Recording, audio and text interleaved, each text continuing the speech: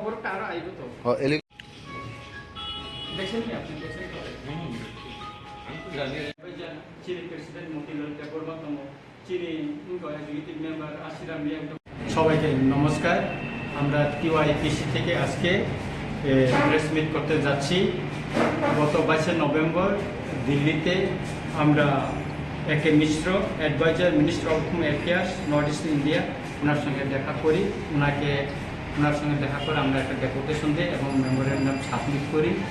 সেখানে ত্রিপুরার যারা রিটার্নিস্ট বিভিন্ন আর্মস অর্গানাইজেশনে যারা ফিরে এসেছে তাদের সম্পর্কে আমরা তুলে ধরেছি তাদের সমস্যাগুলি।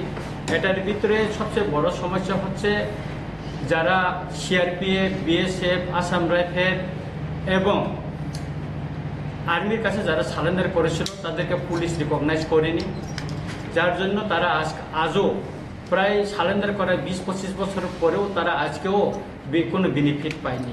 ওইরকম সংখ্যা প্রায় 600 থেকে 700 মতন হয়েছে। আমরা লিস্ট তৈরি করছি এবং এছাড়াও যে বিগত দিনে টিএনবি এবং এটিটিএফের সঙ্গে গভর্নমেন্ট অফ ইন্ডিয়া এবং গভর্নমেন্ট অফ ত্রিপুরার যে অ্যাকর্ডটা হয়েছিল সেটাও কার্যকরী হয়নি। এটিটিএফের সঙ্গে 1993 সনে যে চুক্তিটা হয়েছিল সেটা কার্যকরী হয়নি। সেটা আমরা মেমোরেন্ডামে উল্লেখ করে দিয়েছি কোন কোন যে দ্বারাটা এখনও কার্যকরী হয়নি সেটা আমরা এখানে তুলে ধরেছি এবং এখানে স্পেশাল নোট দিয়ে আমরা বলেছি যে তখন সারেন্ডার করা যারা রিটার্নিস্ট তাদেরকে 20,000 টাকা গড় বানানোর জন্য দেওয়ার কথা ছিল, সেটা দিয়েছে। কেউ 15,000 পেয়েছে, কেউ 20,000 পেয়েছে। কিন্তু আপনারা সবাই জানেন যে 15,000 টাকা বা 20,000 টাকায় কোনো একটা গড় তৈরি করা যায় না। আর যা তখনকার দিনে যারা গড় বানাইছিল সে 1994-93 সনে তাদের গড় ইতিমধ্যে ভেঙে চুরমার হয়ে গেছে। তারা আজকে থাকার খুব সমস্যা হচ্ছে। সেজন্য আমরা এই বিষয়টা ওনার কাছে আমরা তুলে ধরেছি।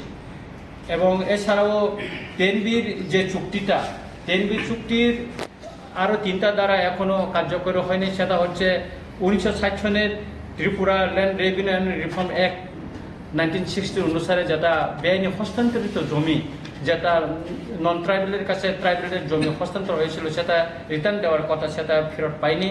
এবং যারা বেকার, যারা ত্রিপুরার অনেক বিভিন্ন বেকার যারা আছে তাদেরকে কর্মসংস্থানের জন্য বিভিন্ন যে tailoring, stationery, weaving, rice mill, ওইগুলি fishery, poultry, piggery, horticulture, handloom, এইভাবে যারা কর্মসংস্থান দেওয়ার কথা সেটাও গভর্নমেন্ট ঠিকভাবে ইনিশিয়েটিভ নেয়নি। আর 3 নম্বরের অল ইন্ডিয়া রেডিওর একটা স্টেশন শিকারি বাড়িতে করার কথা ছিল, সেখানে ম্যাক্সিমাম মানে 90% ট্রাইবেলের ল্যাঙ্গুয়েজ প্রচার করার কথা ছিল, সেটা করেনি। সেই জন্য এখনও এটা কার্যকরী 60% সেটা হয়ে গেছে। সেই জন্য আমরা দাবি জানাচ্ছি যে ওইটাকে কার্যকর করার জন্য। তাই সুতরাং এর এছাড়াও আমরা মাননীয় একে মিশ্র সাহেবের কাছে আমরা তুলে ধরেছি যে যারা রিটার্নিস্ট যারা সারেন্ডার করেছে অনেক নেতৃত্ব আছে, তাদেরকে আগরতলায় কোনো জমি নাই এবং তাদেরকে আগরতলায় যারা ক্লাস্টার ভিলেজ করে দেওয়া হয়েছিল তাদের মতন করে আগরতলাতে খাস জমিতে অন্তত 300 নেতৃত্বের জন্য একটা মাল্টি স্টোরেজ বিল্ডিং করে তাদেরকে আগরতলায় জমি দেওয়ার জন্য আমরা দাবি জানাচ্ছি। এই বিষয়টা উনি শুনছেন এবং উনি এই ব্যাপারে প্রয়োজনীয় পদক্ষেপ নেবেন বলছেন।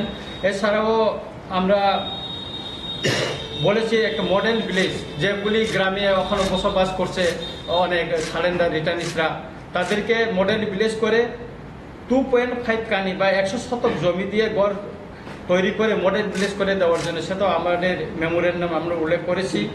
এবং এছাড়া পিগারি, তারপরে ডায়েরি ফার্ম, তারপরে আপনার গোটারি ফার্ম, তারপরে ওই রকম আরও কতগুলা ফুড প্রসেসিংয়ের ইয়েগুলিও আমরা করার জন্য তাদেরকে বলেছি, দাবি করেছি। এই বিষয়টা উনি দেখবেন বলছেন।